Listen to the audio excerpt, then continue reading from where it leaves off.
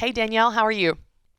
I'm great, Christy and George. Thank you for taking my call. Sure. Happy Friday to you both. Yeah, you too. What's going on? All right. Well, I'm calling because I would love to hear your thoughts, words of wisdom on my financial situation.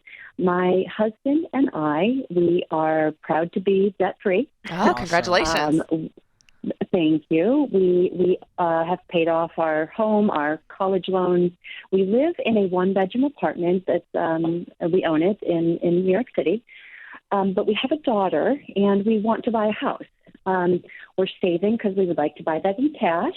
And right now we have quite a bit in savings, but we're not going to buy the house for another 2 to 3 years. So I'm wondering what we can do with that large amount of savings we have to hopefully grow it in the next couple of years so we have more to buy that house. Yeah, I've got a couple follow-up questions before I know George wants to jump in here, but New York housing is so expensive, and so I can't even ballpark what your budget is. Give us some details on what is your savings account now and what's your goal to be able to buy this house, taking into consideration if you sell your current apartment and that type of thing.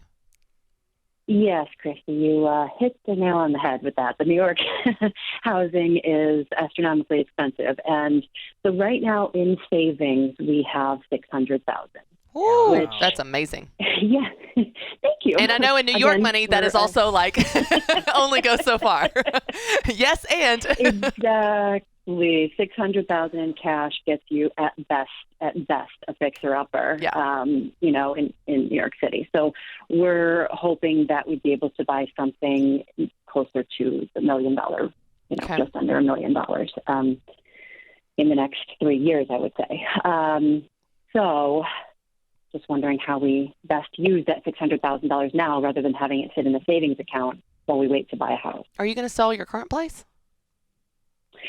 That's the other question. We're considering either selling it or keeping it and renting it out as a rental property. Then we have the passive income Gotcha. from there. What's it worth out of curiosity? Roughly, I would say $350,000. Okay. Roughly. Cool. Awesome. So between your cash that you have right now and the value of your home, you have almost $1 million, correct? Yeah, that is correct.